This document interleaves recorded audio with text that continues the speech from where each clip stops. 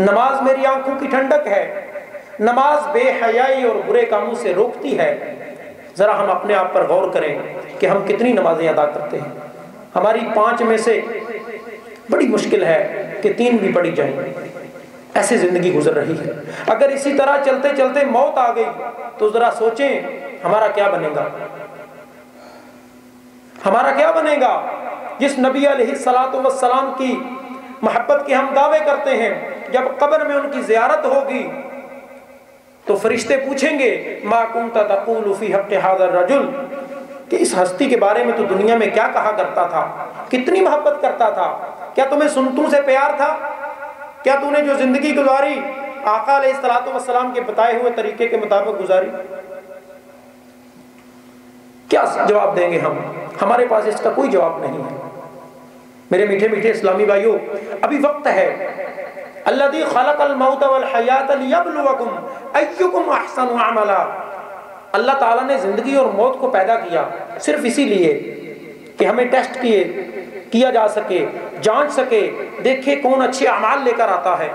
آج ہمارے پاس وقت ہے، اس وقت کو غنیمت جانتے ہوئے اللہ عز و جل کی تابعداری کرنی چاہیے، اس کے پیارے حبیب علیہ الصلوۃ والسلام کے ساتھ واقعتاً محبت کرنی چاہیے۔ حضرت امام حسین رضی اللہ تعالی عنہ کی طرز زندگی پر اپنی زندگی گزارنی چاہیے۔ انہوں نے کیسی زندگی گزاری کہ آپ کا آخری وقت ہے، آپ کا جسم مبارک تیروں کے زخموں سے بالکل چھلنی ہو چکا ہے اور نماز کا وقت ہے، آپ نے اپنا سر مبارک سجدے میں رکھا۔ آج ہم اذان ہو رہی ہے، نماز کا ٹائم ہے، احساس تک نہیں ہے کہ نماز ہماری گزر رہی ہے۔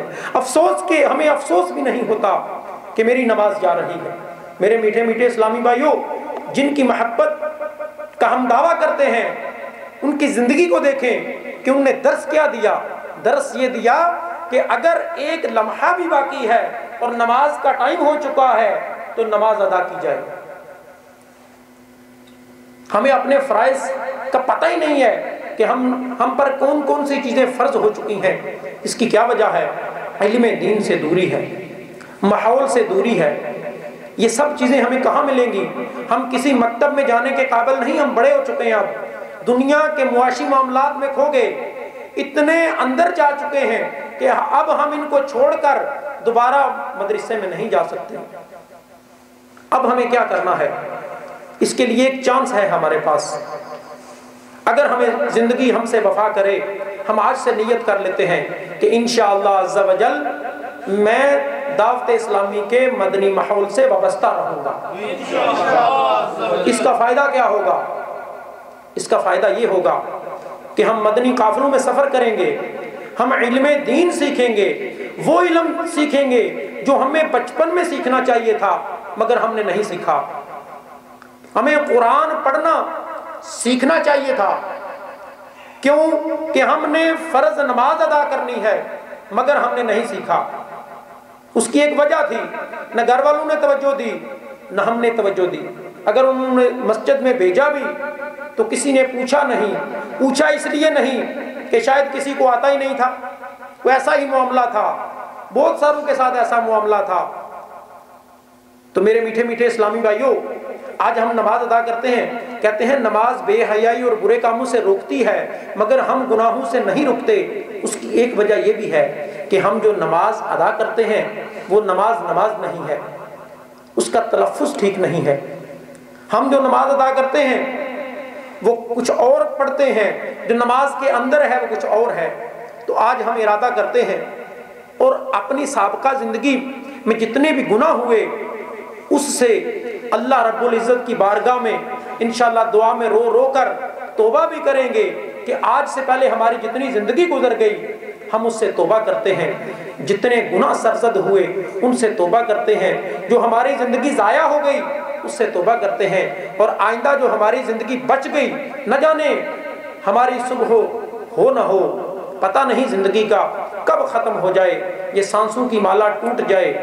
بہت سارے ایسے ہیں جن کے سامنے یہاں بھی لوگ لقمہ اجل بن گئے، اس دنیا سے چلے گئے۔ میرے میٹھے میٹھے اسلامی بھائیوں، ان محافل کو سجانے کا مقصد صرف نعرے لگانا اور سن کر گھر چلے جانا نہیں، بلکہ یہ ہماری اصلاح کے لیے ہے۔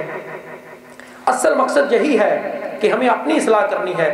میرے امیر اہل سنت نے ہمیں جو مدنی مقصد عطا فرمایا ہے وہ ہے کہ مجھے اپنی اور ساری دنیا کے لوگوں کی اصلاح کی کوشش کرنی ہے انشاءاللہ عز و جل، اور اپنی اصلاح کے لیے مدنی انعامات پر عمل کرنا ہے، اور ساری دنیا کی اصلاح کے لیے مدنی قافلوں میں سفر کرنا ہے انشاءاللہ۔ تو کون ہے جو اپنی اصلاح چاہتا ہے؟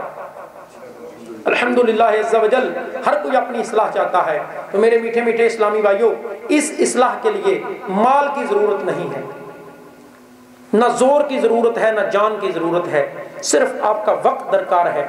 دعوت اسلامی صرف آپ سے آپ کی اصلاح کے لیے وقت مانگتی ہے، آپ کا وقت درکار ہے۔